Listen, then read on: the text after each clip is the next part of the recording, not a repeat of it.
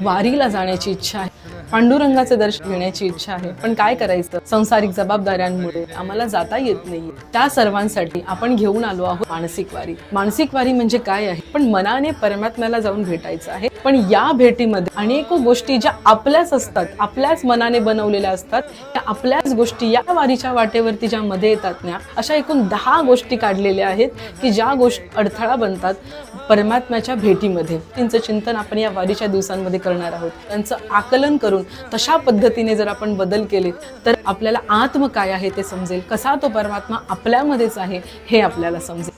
तर या चॅनलला सबस्क्राईब करा, सामील व्हा आमच्या बरोबर या मानसिक वारीच्या प्रवासामध्ये।